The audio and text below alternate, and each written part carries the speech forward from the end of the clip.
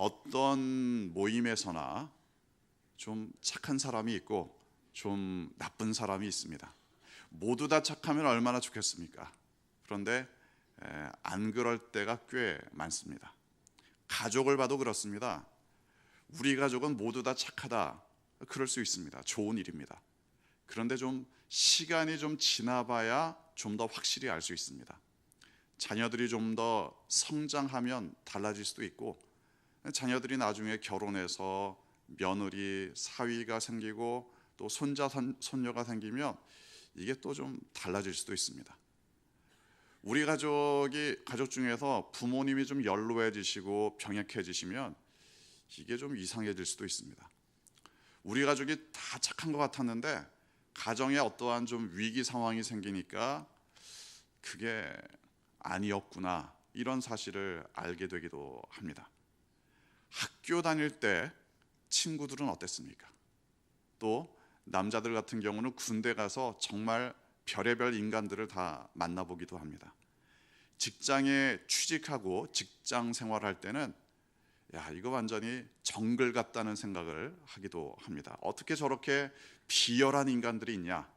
기회주의자들, 또 거만하거나 비굴한 인간들, 약육 강식을 즐기는 사람들 등등. 이게 우리가 들어가는 어떠한 모임, 어떠한 만남, 또한 어떠한 조직에서도 다양하게 별의별 인간들을 다 만나볼 수 있다. 안타깝지만 이게 우리의 현실이기도 합니다. 그런데 만약에 정말 가까이 하고 싶지 않은 인간이 있다, 저런 인간은 내 평생 다시는 만나고 싶지 않다, 다시는 상종하고 싶지도 않다, 이런 사람이 있을 수도 있습니다. 그런데 그 인간이 어느 날 교회에 나타났다. 그러면 어떠실 것 같습니까? 그래도 예수님의 사랑으로 웃으면서 환영을 하시겠습니까? 예전에 이런 일이 있었습니다. 우리 교회에서 일어난 일입니다. 어떤 분이 새 가족으로 우리 교회에 등록하셨습니다. 곧잘 나오셨습니다.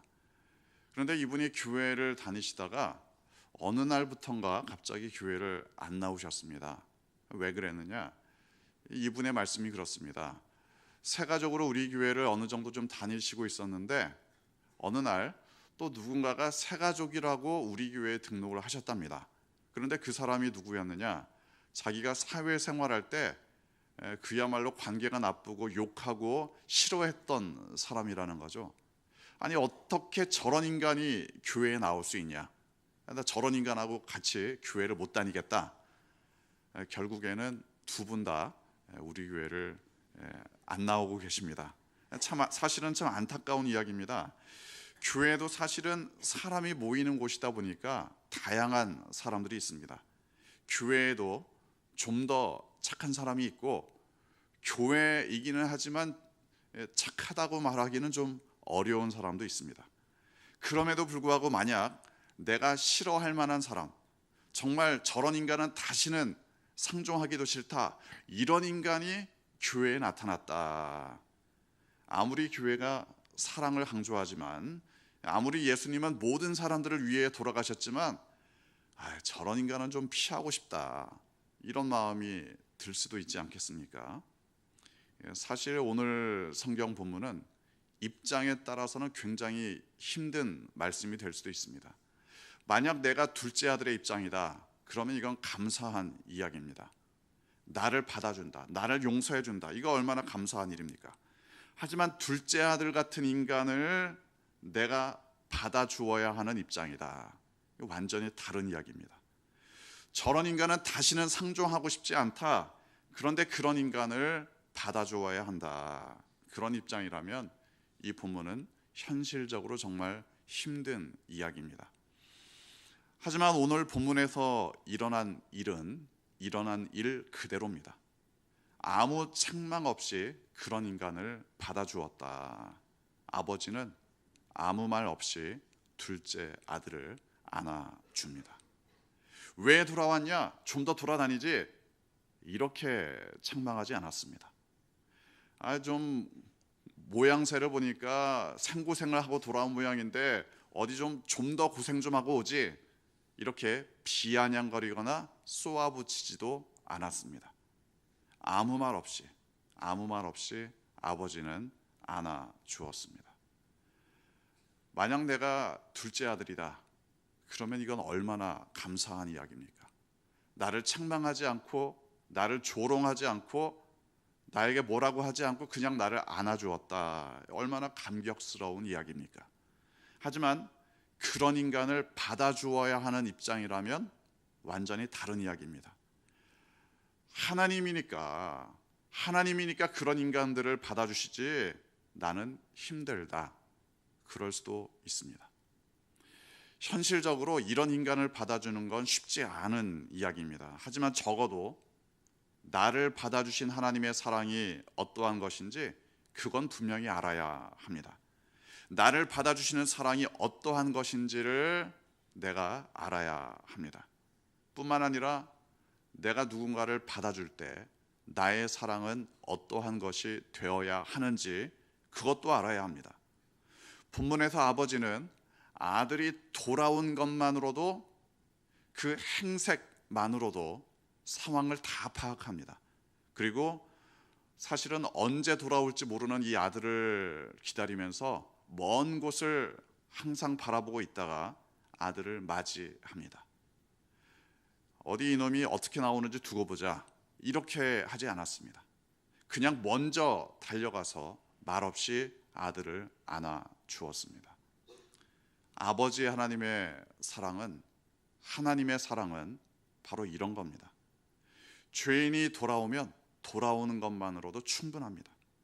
얼마나 변했느냐, 이건 다음 문제입니다. 얼마나 착해졌느냐, 얼마나 좋아졌느냐, 이것도 다음 문제입니다. 앞으로 정말 잘 할 거냐, 이것도 일단 돌아온 다음에 문제입니다. 죄인은 하나님께서 자기를 받아주시는 것을 감격해 합니다.